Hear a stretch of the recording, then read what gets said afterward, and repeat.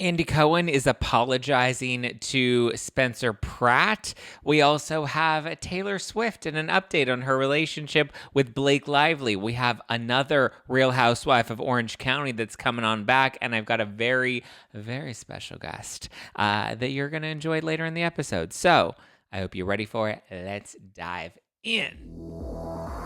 You're listening to No Filter with Zack Peter, your go-to source for all the latest pop culture and reality TV tea, served fresh all week long. Now, let's dive in. What's up, guys? Welcome on in. A few things, lots of things going on in the world today. First up, I said the other day on the show that Kristen Doute had her baby, and I have now realized that is not true. Kristen Doute did not have her baby yet. I guess Luke had a niece, or somebody had a baby. Someone had a baby, but it wasn't Kristen Doute, but it was somebody related to Kristen Doute. I don't know. I probably fell for one of like Brandi Glanville's like scam, stories where she's like, oh my God, this housewife passed away. And then you click the link and it's not actually true. Heartbreaking news for this couple. And it's like totally clickbait. So I think I fell for that misinformation. So apologies to Kristen Doute. Apparently she's not due until June. So she may have a Gemini baby. I'm June 15th. I'm a Gemini baby. Hey.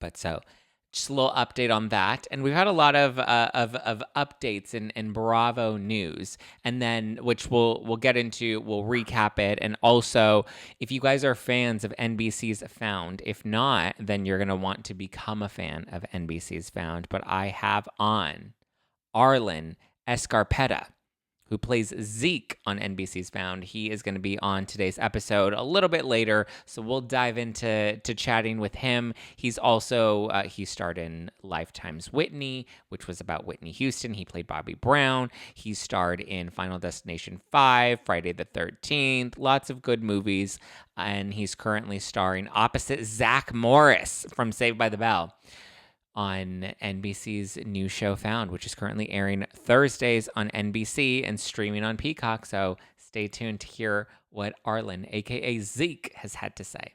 Listen, when you have a name similar to mine, you're Zeke, I'm here for it. So, let's see, what do we want to start with first? Maybe, this is some good news. I'm excited. Congrats to Gretchen Rossi. Gretchen Rossi is going to be returning to the Real Housewives of Orange County. She has signed on as a friend for the new season, which is probably won't be out until next year.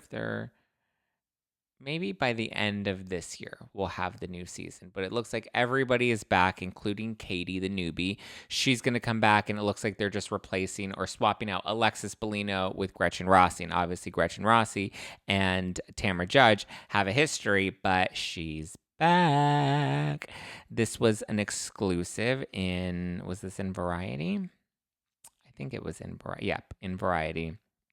Exclusive, Gretchen Rossi returning to Real Housewives of Orange County season 19. Rossi, who was on season 4 through season 8. Wow, she was only on 4 or 5 seasons. Will appear as a friend on the cast. So we had Taylor Armstrong, and then we had Alexis Bellino, and now we have Gretchen Rossi. I do have faith in Gretchen Rossi. I think she will be able to snag that orange next. We've seen it happen before.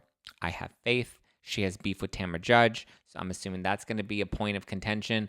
It looks like she was hanging out with Katie and with Jen. So if she teams up with Jen, then I think that'll cause for some heat with Tamra. Obviously, Heather has been lobbying to get Gretchen back because she really likes Gretchen. So it looks like Heather's gotten her way. Fancy Pants has won.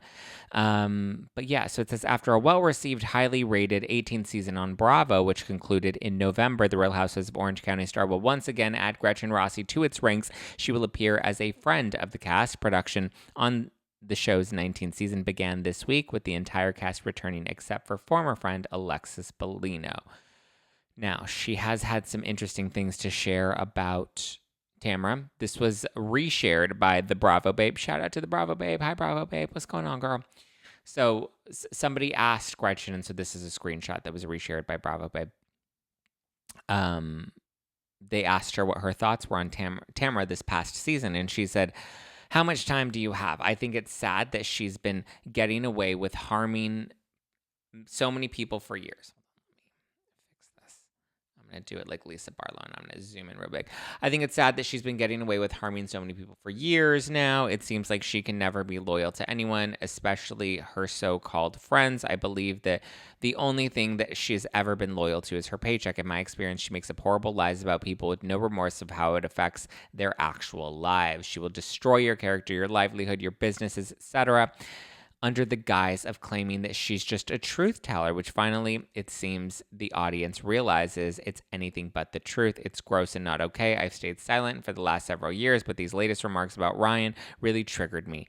So she makes categorically false statements about him, and then when he finally stands up for himself to protect his livelihood and reputation, she calls him a little bitch. It's such a BS double standard. She can't go after the men and not expect them to speak up. She did this the last time to Slade, and she's doing the exact same thing to Ryan. Oh, and try speaking the actual truth about her. God forbid you do that, because from my experience, she will go on a witch hunt and try to destroy you. In my opinion, she is evil, manipulative, and conniving. I saw exactly who she was back then and was never afraid to call her out. It seems the audience is finally realizing what I always knew about her. So she is not a fan of Tamara's. And then Tamara posted, she said, I guess it's time to dust off those friendship bracelets, ... My bestie is back. Wink and orange emoji. Hashtag Real Housewives of Orange County. Hashtag 15 seasons. Hashtag longest running housewife. Whew. And then she had the Demi Lovato song, Sorry, Not Sorry. Baby, I'm sorry. I'm not sorry. Baby, I'm sorry. I'm not sorry. So she has Sorry, Not Sorry that's playing behind that photo that she posted on the Instagram. We'll see how that unfolds. I'm excited. I like Gretchen Rossi. Last season was good. They brought in Alexis Bellino to really come at Shannon Storm's Beador. And now it appears they're bringing Gretchen Rossi back to come at Tamara Judge. And Tamara said she's ready. She is ready, Freddie. Let's talk Andy Cohen, Spencer Pratt, Heidi Montag, because that's another saga, which is kind of a bummer. Somebody asked if Spencer would ever go on Watch What Happens Live. And Spencer said no, he would absolutely not go on Watch What Happens Live because of the, I guess back in the day, Andy Cohen said he would rather like stab his eyes out instead of having Spencer and Heidi on Real Housewives. Because I guess back in the day, they said that they made the claim that, they were in talks with producers about potentially joining the Real Housewives of Beverly Hills. This was back in the day. Or maybe it was OC. It was one of those. But they said that they were in talks with producers. I thought it was Beverly Hills, but maybe it could have been OC.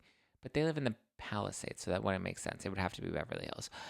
And I guess Andy Cohen named Heidi Montag the jackhole of the week, and he said that he would rather poke his eyes out than ever have her on the show. And I saw the clip. It was from Watch What Happens Live. It was a long time ago.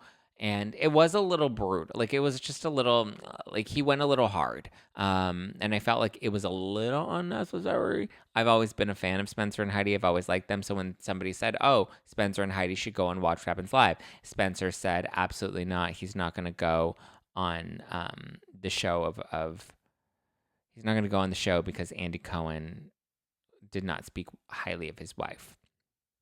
And it's like that Will Smith, keep my wife's name out of your mouth. Yeah, Spencer said, bravo. Oh, it was actually Bravo Babe. She said, would you ever consider going to the clubhouse for Watch What Happens Live? And then he responded, he said, the person who said that he would rather scratch his eyes out than watch my wife, hard pass. And then I guess Andy Cohen apologized and doesn't seem to have remembered what he said, but yeah. And then Bravo Babe covered it again, and she was like, look, he apologized. Oh, wait, here's the clip that Bravo Babe has. I'll just play it for you.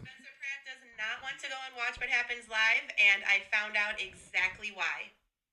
Heidi Montag tweeted, watch out, the Real Housewives of Beverly Hills. Here comes Heidi, along with a link to an article saying she and her husband were talking to our producers about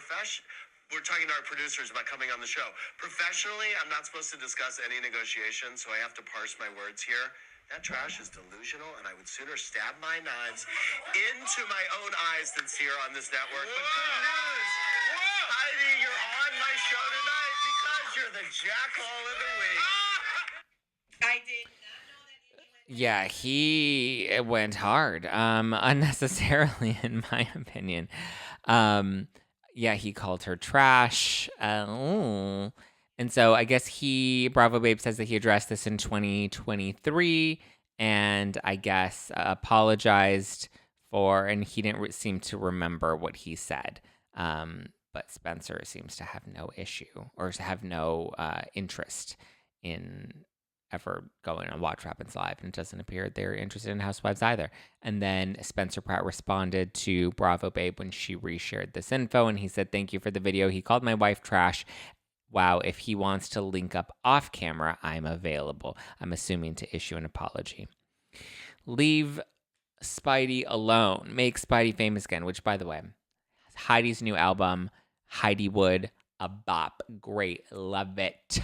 Love it. It's great. My friend Jacques, you guys know Jacques. He's been on this podcast before. He used to have a podcast. I don't think he has a podcast anymore. Now it's just a Patreon. But he helped produce it. And apparently Leah McSweeney had something to do with one of the songs or something, or fashions or something, a video or something. Leah McSweeney had some sort of involvement. But Jacques helped produce the second album, which is Superficial 2 Heidi Wood edition. Love Heidi Wood. The song Heidi Wood, Prototype.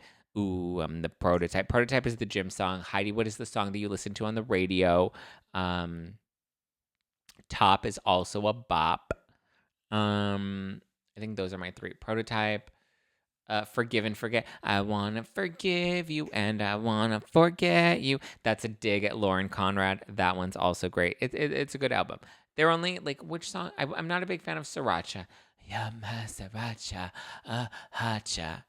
Or their Screensaver. I want to be a screensaver.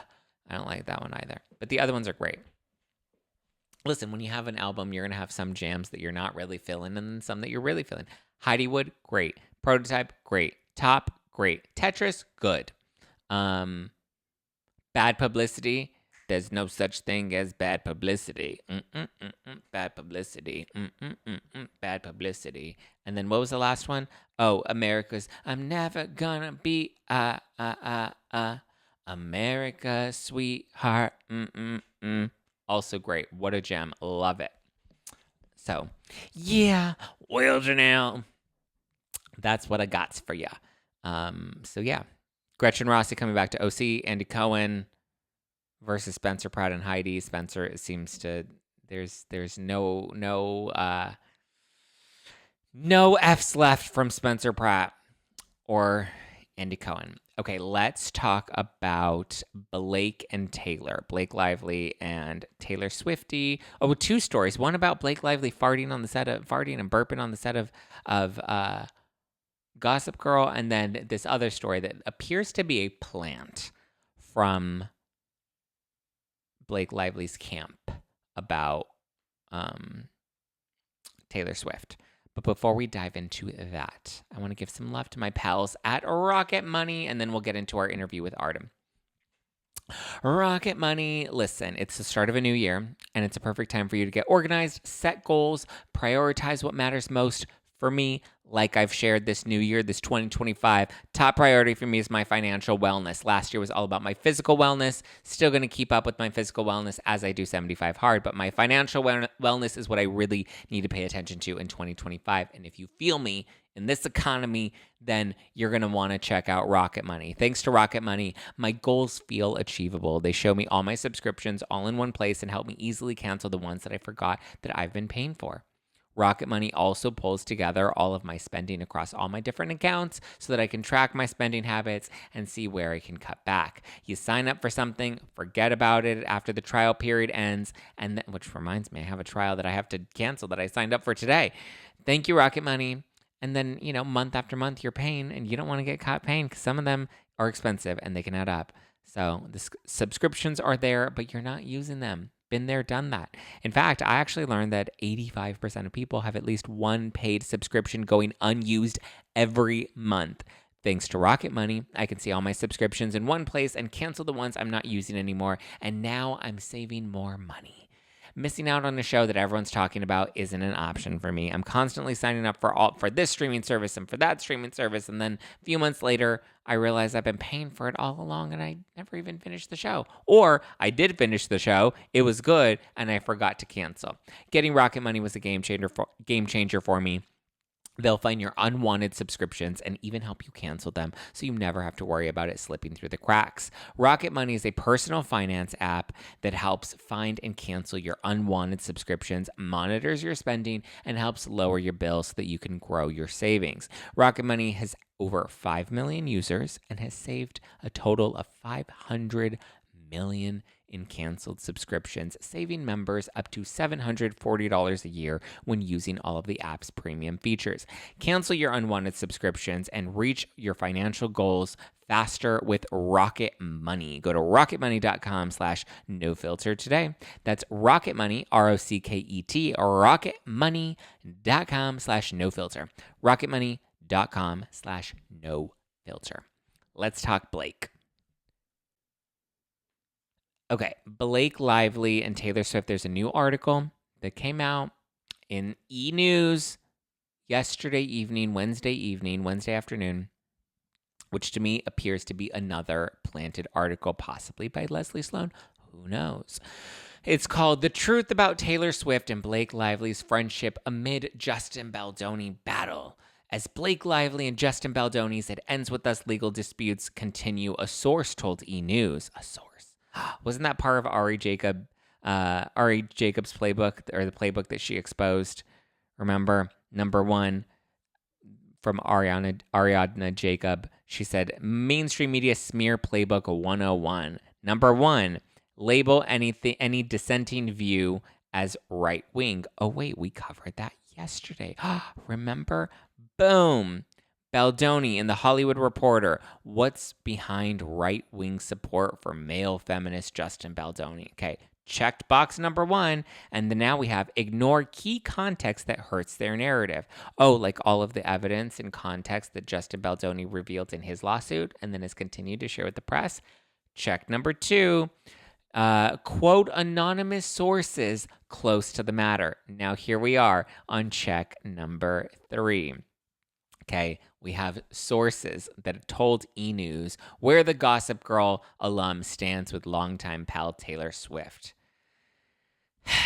Well, these sources are quick to shut down any bad blood between the longtime besties, and it comes shortly after a source claimed in the Daily Mail that Taylor Swift had taken a step back from her longtime friend due to being cited by her first name in the lawsuit filed by Justin Baldoni on January 16th. The source further alleged that the Fortnite singer didn't want to get any more tangled in the proceedings from the former colleague of It Ends With Us's disputes. However, Taylor has proven to be nothing but a true friend to Blake. After all, the duo had been close confidants since 2015 and are constantly spotted out and about at events, from the 2024 Super Bowl to dinners in New York to the 2023 Renaissance concert premiere in London. Renaissance, wasn't that Beyonce? I guess they were at the Beyonce thing. Taylor has even incorporated Blake and Ryan Reynolds' daughters into several of her songs, including a voice note in Reputation's Gorgeous. Oh, Reputation. Oh, no, it was the Renaissance concert film, but Reputation was the album, yes. In Reputation's Gorgeous, name dropping them in Folklore, Betty. That was Folklore's Betty, because that was her other album, and that was the song. The couple shared James, Inez, and Betty, all of whom are referenced in the track, as well as son Arlen, who was born in 2023. In fact, when Taylor Swift, who is now dating Travis Kelce, accepted Album of the Year in 2021 for the latter album, she acknowledged that after her then boyfriend Joe Alwyn, Blake and Ryan were the second and third people that I played every song that I write. Interesting. So they want us to remember that like they share notes when they write with each other, right? Taylor writes songs and she shares them with Blake and Ryan, and then Blake Lively then rewrites scripts that she's not entitled to, and then she shares them with Taylor Swift, and they have each other's backs. Remember, Taylor Swift is Blake Lively's dragon. So this source wants to remind us in E! News that Taylor Swift is one of Blake Lively's dragons. So have no fear, the dragons are still here. Taylor Swift has been noticeably quiet about all of this, but have no fear. So it seems like Ari's Playbook 101, the mainstream media smear Playbook 101, we're on check number 3. Quote, anonymous sources close to the matter. So anonymous sources close to Taylor Swift and Blake Lively are saying they're all good. We haven't seen them together. We haven't seen Taylor Swift come out and speak in support of Blake Lively. We haven't seen Taylor Swift insert herself at all, aside from Justin Baldoni dragging her into it. However, these anonymous sources, these sources close to the matter, want to assure us that this is all true. And then last but not least, the final check in the list of the mainstream media smear playbook 101, according to Ari Jacob, is if all else fails, call it a conspiracy theory. So I'm predicting that that's probably what's going to be next. Conspiracy theory, rinse and repeat. Listen, Alexa, play Heard It All Before. Oh, so there we go. That's it. And then we have this other like strange story that came out on TikTok. So there's this woman, Rosella Rago, and she went on TikTok and she, I guess, was a stand-in on Gossip Girl, and she claims that Blake Lively would fart and burp on set and would act like they were lucky to smell it, which is just weird. I don't know the context of this. I don't understand the context behind these claims or like why we're even talking about them, but she deleted the TikTok. When I went to her account, Rosella's TikTok, she does a cooking channel and like on YouTube, I guess, or on TikTok. And so she talks about food and I think Italian food, and specifically with, I think, her grandparents. But like, why post this and then delete it? Is it not true? I don't know. It's weird. But she claims that Blake Lively would fart and burp on set. And then I guess when I was on Juicy Scoop this week with Heather mentioned something about how I think the same woman, because again, the video's been deleted, but I guess the same woman also tried to, like she was upset that like Blake Lively was talking to her boyfriend and she thought that like Blake Lively, I don't know, was like trying to mark her territory or something. It's weird. I don't buy this story. I thought it was dumb to talk about Blake Lively farting and burping on the set of Gossip Girl. Like, to me, it's just like, ooh, nobody wants to hear that. Nobody wants to listen to that. But yeah, I just figured we haven't talked about it and people keep talking about it. And I guess it's worth mentioning. It's worth mentioning that, they are... Blake Lively is out there living her best life, farting and burping on set. I don't believe this. Maybe like one time she did burp as like a joke and LOL because Blake Lively likes to think that she's funny, but maybe this video was like sarcastic. Again, it's been taken down. I haven't been able to watch it, but like maybe it was sarcastic and then people took it literally and were a little too serious about it. So then she deleted it. I don't know. Or maybe Leslie Sloan marched on it and she's like, no. Khaleesi said, no, I'm Khaleesi's new dragon. And Khaleesi said, stop it. I'm going to blow smoke at you. I'm going to blow fire out of my mouth and burn you to smithereens. I'm going to burn you like your penne pasta. So there you go. That's what I got for you. I don't think there's anything super groundbreaking or brand new, but outside of that, living my best life. Living my life like it's golden. Living my life like it's golden. Golden. Apparently Colleen Hoover, did we talk about that yesterday? Colleen Hoover started a production company.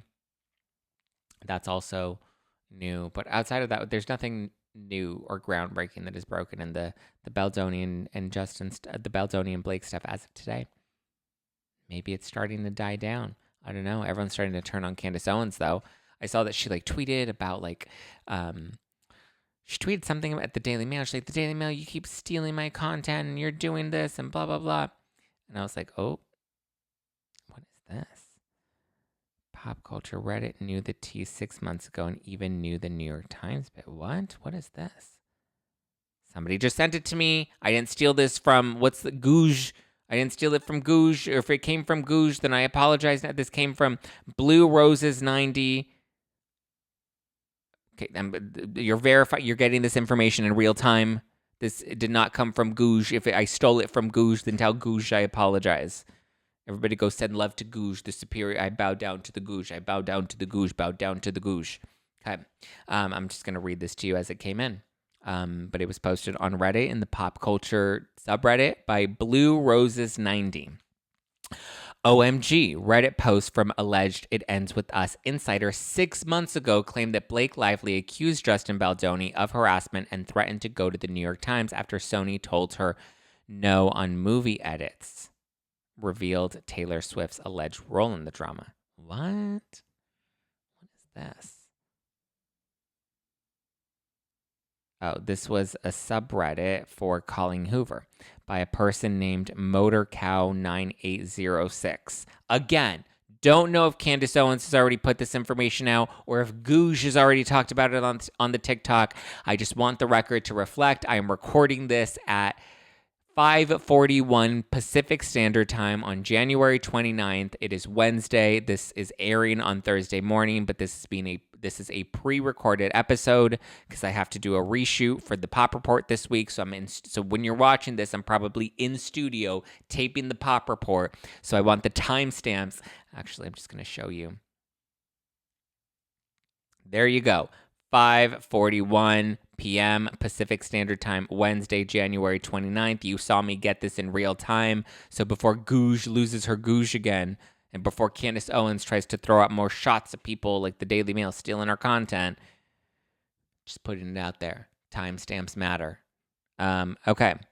So this looks like it's a screenshot. So, I mean, we can't verify it, but it's in a Colleen Hoover. It's a screenshot Colleen Hoover subreddit.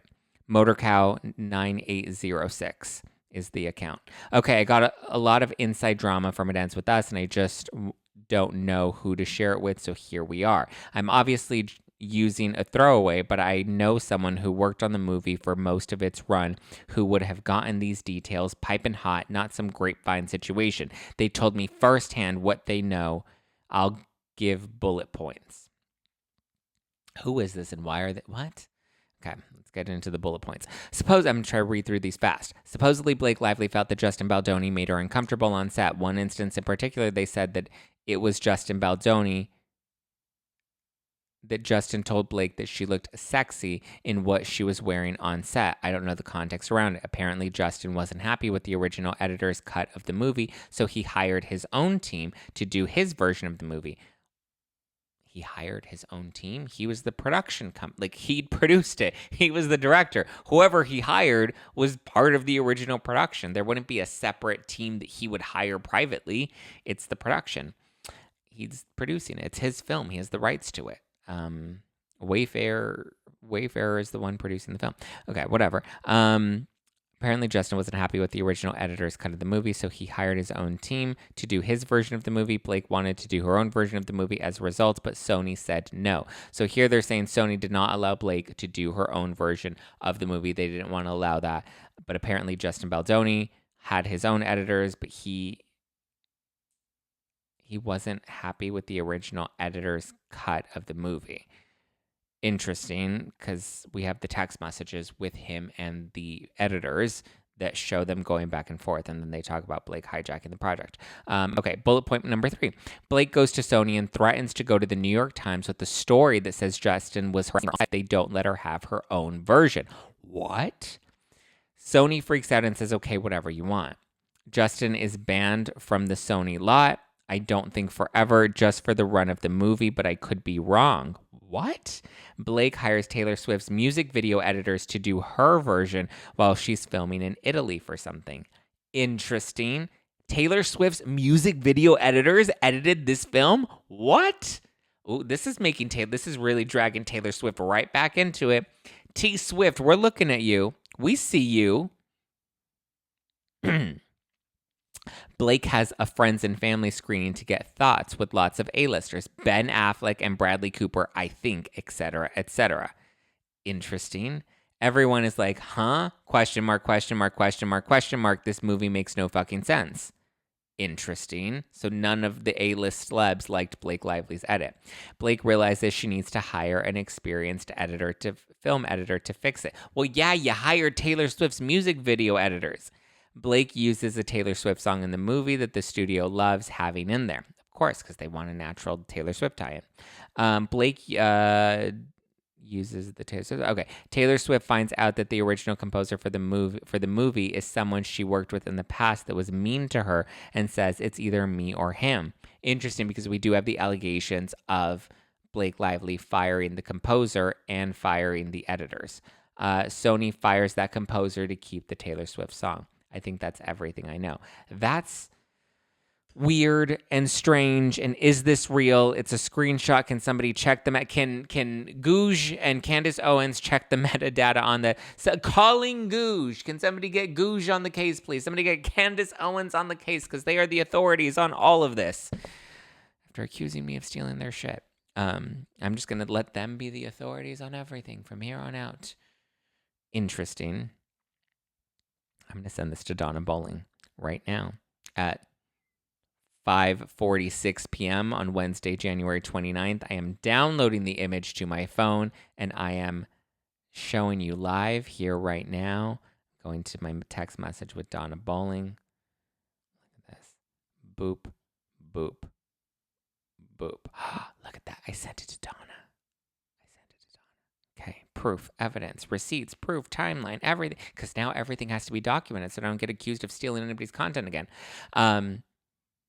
I don't know if I believe this. I mean, it sounds plausible. It sounds logical. But, like, someone was tipped off to these details, and Blake Lively was threatening to go to the New York Times. I mean, maybe. I don't know. It's possible. She ultimately got her way in the end, but then what? She still decided to move forward with this? I don't know. It's weird. I'm highly skeptical. Let me know what you think. Drop a comment below. Let me know your thoughts. Okay. And on that note, I want to I'm going to cut it here and jump to my interview with Arlen. So thank you guys for tuning in. And I'm going to cut to my interview with Arlen. I hope you enjoy it. Definitely check out NBC's Found. And I will talk to you guys on Friday. Ciao for now. All right, guys, today you are in for a very special treat. Recovery specialist Gabby Mosley and her team are dedicated to finding America's missing people forgotten by the media, law enforcement, and the public. They'll stop at nothing to solve these cases because for them, it is personal. Every member of the team has firsthand experience with mysterious disappearance, whether it was them or someone that they love. But Gabby's willingness to cross the line could be the very thing that brings her down because she's enlisted her own childhood kidnapper to help. While keeping him locked in her basement, it all unfolds on NBC's Found. And today, we have a very special guest from Found. He plays a tech expert and digital investigator whose own past of being abducted as a child has given him a debilitating case of agoraphobia. Ooh, you may know him as Zeke on NBC's Found. Please welcome Arlen Escarpeta. Arlen, how are ya? I'm good. And thank you for that intro. That was I like that. Digital investigator. Come on. I know. Well, listen, you're more tech savvy than I am, even though everything that I do is all digital and online. Zeke is like a real, tech expert. Oh yeah, that listen, we all wish that we were as good as Zeke, myself included. Well, I mean, you kind of are Zeke. When we see you, we think of Zeke. So we're gonna pretend you're as tech savvy as he is. Let's roll with that. Are you tech savvy? To a point, I get by, get things done, but when it comes to like social media and like all the really cool videos, like the clothes that slide on you and jump off and the soup, no, but that's what my fiance is for. She's really good at that. So. A little too advanced, right? I mean, even for me, some people are like, how do you do your reels? What app? I'm like, I literally just like do it in the Instagram app. I'm like, I'm not as tech savvy as people think that I am. Less is more for me. I try to keep it as simple as possible. It'll reach who it reaches, and then I'm like, it's done. Yeah. Have you picked up some pointers from playing Zeke? Like, have you become a bit more tech savvy? You know what? I pay a lot more attention now. Like before, I was like I said, very, very basic. Now, when it comes to tech, I'm very much more the way. What am I doing? Oh, that's why this does that. Because when I'm playing Zeke, I really have to understand exactly what I'm doing to make sure that actually the audience believes it. So when Zeke is doing a deep dive to try to figure something out, I got to make 1 + 1 = 2. So now, when I'm doing my own tech stuff, I'm like, oh, okay, this makes sense to me. Now, we've seen you on a bunch of other dramas and crime shows, Boston Public, The Shield, Judging Amy, Boomtown. We saw you in We Are Marshall. Are you intentionally leaning more into drama? And was this crime thriller something that you were, very excited to be joining? I think the drama finds me. I'm a dramatic person. Same, but very different. Yeah, the drama finds me. You know what I'm saying? It works out well for me because it's interesting. In real life, I'm I can be funny, I can be a whole bunch of other things.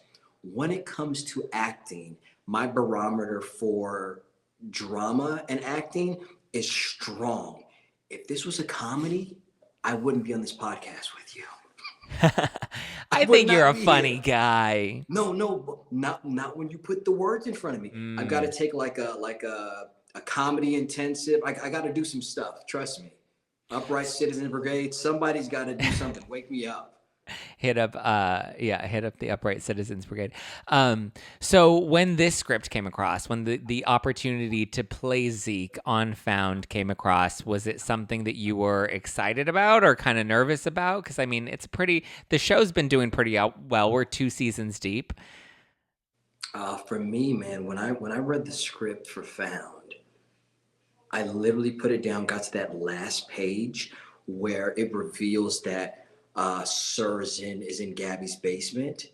And I put my hands up. I was like, are you kidding me? And I called my manager and I was like, when is this audition due? Like, what happens next?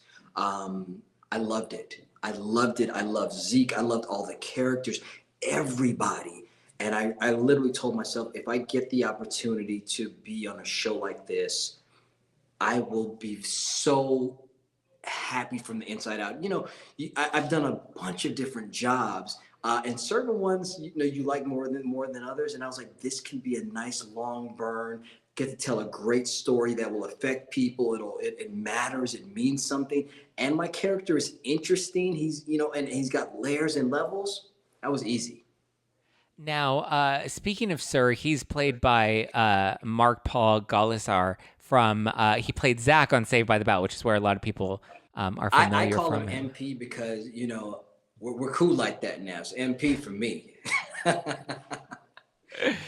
You don't see him as the mysterious dark Sir. I'm gonna be honest with you. I still see Zach Morris by default, but when you Yeah. meet Mark Paul, you meet Mark Paul. He's genuine. He's interesting. He's nice. He's polite. Which is very much almost like his character Sir. Sir is very he'll disarm you. Mark Paul he has that power as well too to bring you in and make you feel very comfortable and relaxed. So I think we're getting a little bit of Mark Paul in Sir as well too.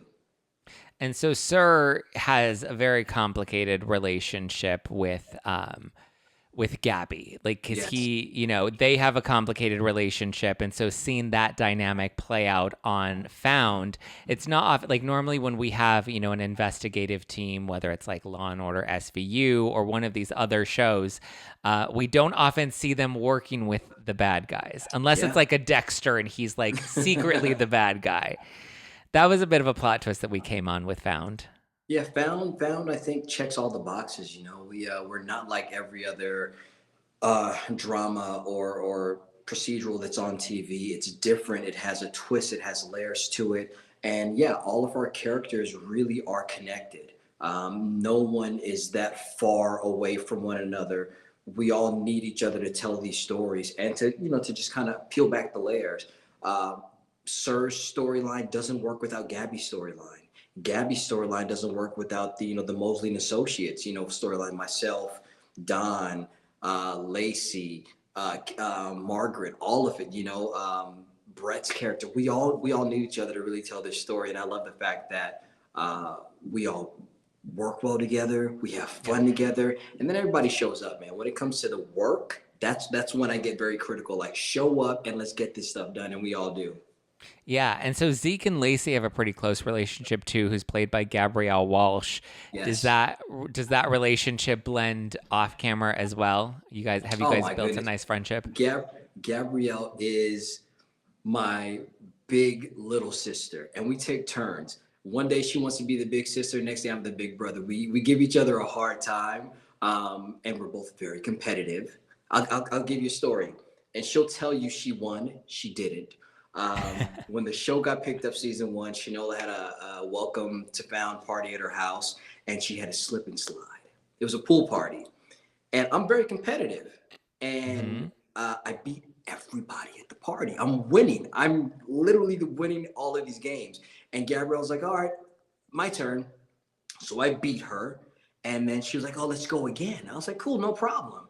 And we go again, and then she comes up and she says that the floaty that she was sliding on lost all the air, and she's been telling Mm. people, had the floaty not lost all the air, she technically still would have. It's a whole thing. So yeah, we have a very, very good brother and sister relationship for certain. I mean, I would imagine behind the scenes because some of the content on Found can be heavy because it is a bit of a thriller. That you would maybe need to provide some Oh levity off yeah, camera. music. We play games with each other. Myself and Karn. Oh my gosh, Karn really is my best friend, off camera and on camera. We clicked. Oh my goodness. Shanola, singing, entertaining the crew. She knows everybody. We make sure that we have a good time, even though we're telling these deep, heavy stories. And when it's time to lock in on the work, we lock in on the work. And listen, the work's doing well. We have episode 11 of season 2 that's dropping this week on Yeah, NBC. man. 22 episodes for season 2. We're at 11. We got 11 more to go. Halfway to go. So are there can give us a little brief synopsis for people that may be a bit new that want to tune in this week and catch up? What has unfolded this season and what can we expect for the rest of the So season to come? this season, we know that Sir's brother Christian is in our world now. We're not certain exactly how he fits in with Sir. Is he an accomplice? Is he not? We're not 100% sure, but it's looking like he may not be exactly who he says he is, or is forthcoming. Let's see. I'm trying to think where else we are. Zeke lost his tech. Oh my gosh, all of his tech was gone, and Zeke was literally no hands, no eyes, no ears to do what he does. And now he got his stuff back. He got his stuff back, and it's time for him to dive back in and be a part of the team. Don was shot, but he's okay. He's Okay. okay. And Gabby is bridging the gap and making things work. Sir is out. He's out the basement, and he is for lack of a better words, he's shuffling the cards. You know what I'm saying? He has the cards right now. He is the dealer, and he is pretty much controlling Mosley and Associates as well as Gabby with everything that he is doing, and lots of twists and turns coming your way. All right, I like a show with twists and turns. I love a good, I like something that keeps me on the edge of my seat and keeps me tuned in for the next week. So what do we have to look forward to in the rest of season 2? Because we're halfway through it, start of the new year. People are looking to binge a new show. So if Lost is not yet on their radar, what can you tease about what's to come? So for Found, we still have a lot to unpack. We got to figure out exactly who Sar's working with, how he's moving.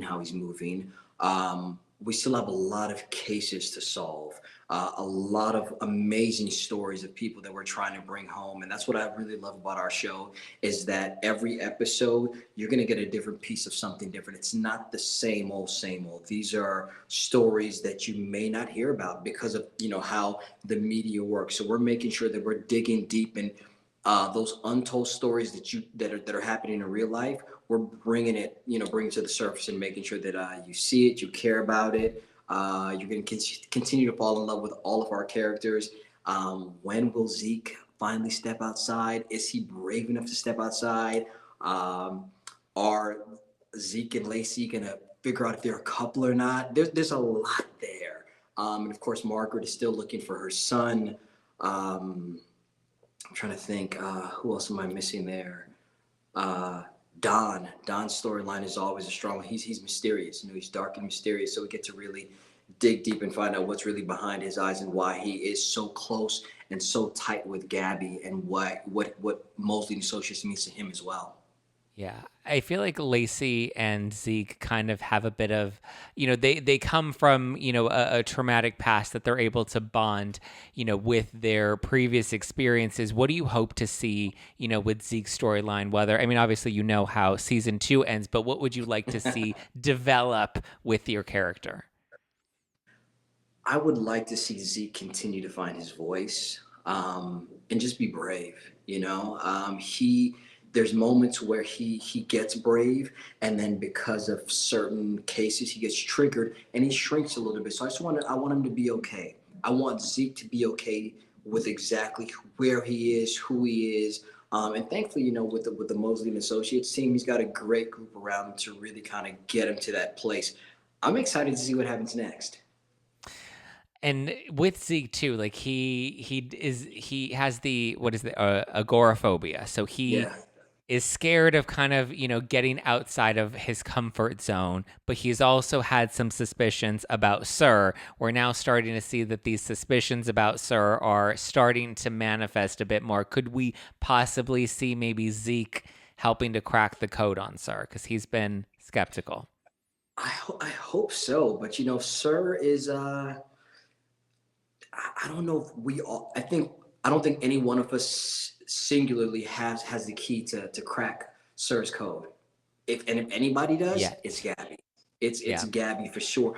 But she's gonna need all of us, and I think Sir has his pulse and the finger on all of us. He's found a way to kind of worm his way into all of our lives in one way or another.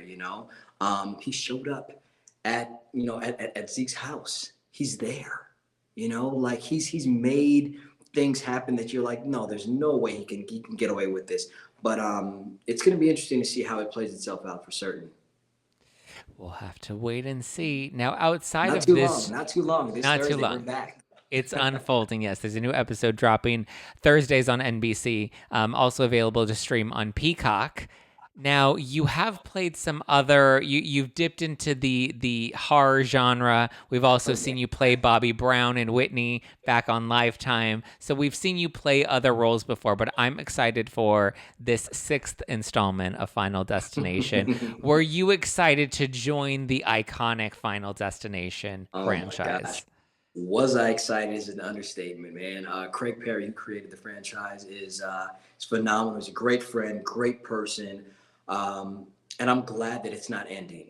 I loved what we did with my FD5. I thought it was amazing to circle back to the beginning. I loved it. The stunts, being in Vancouver, the suspense of what kills and how it's, God bless Tony Todd, like all of that stuff, man. I met some great, amazing people, had an amazing time shooting. So now that there's another version coming, and I don't know what's going on, I'm excited. I can't wait to watch it.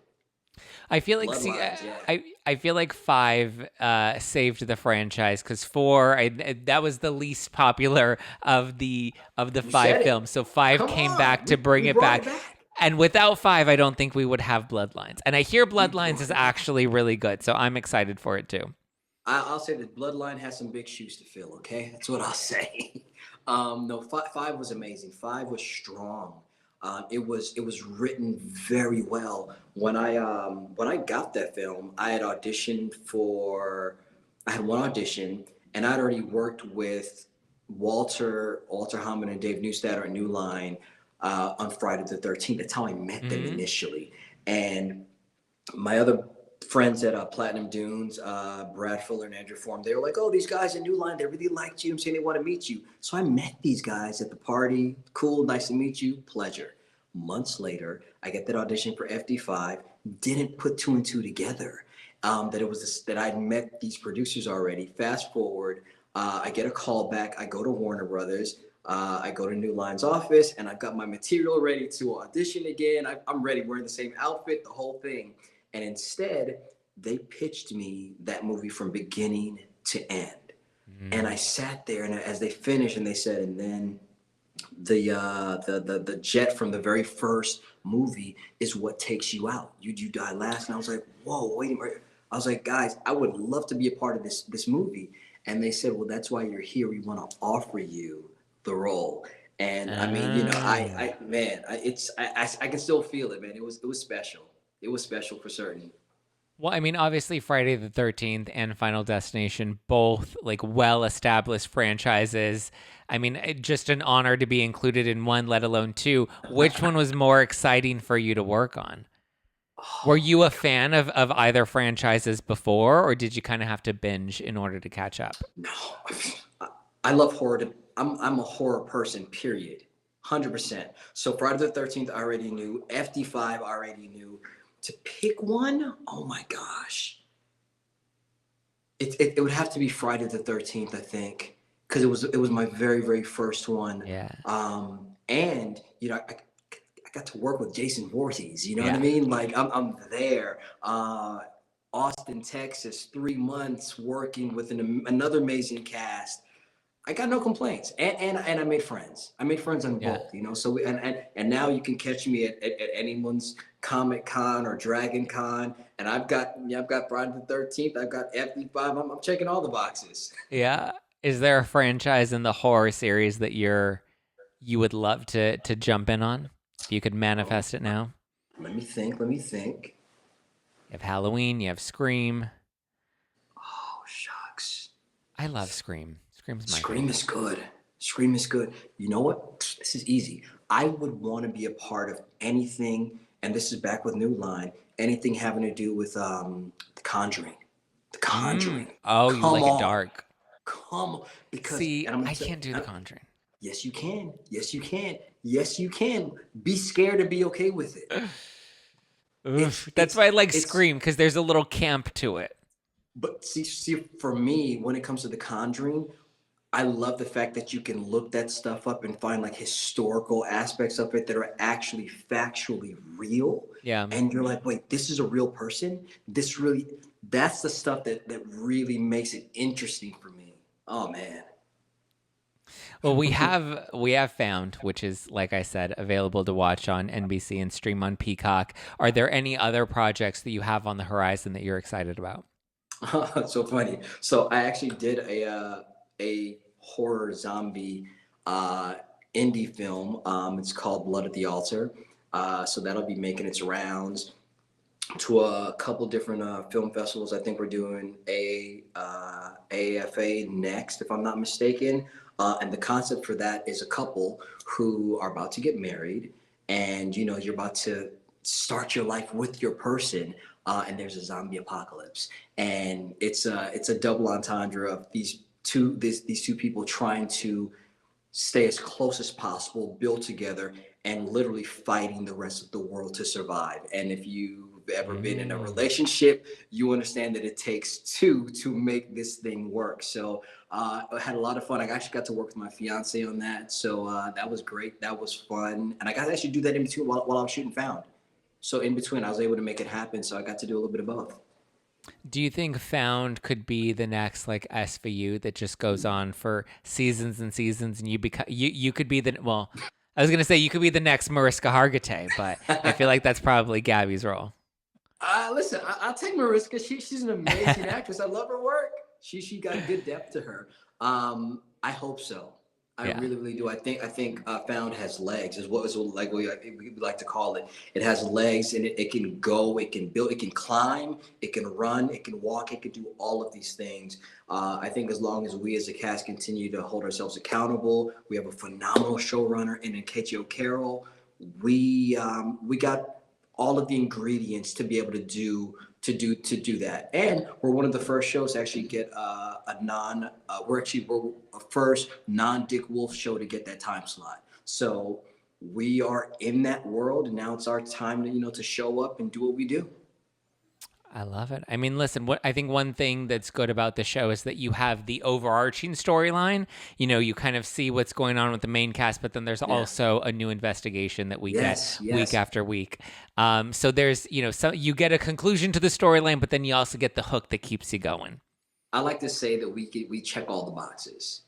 Bound checks all of the boxes. If you want guilty drama, we got you. Guilty pleasure, it's there. Like you said, you got that overall story with characters that you get to fall in love with and get to know. We have you. And if you want beginning, middle, end, and that satisfaction of really, making something happen, we've got you covered there as well. And we have Mark, Paul Gosselaar, and Shanola Hampton. We're good.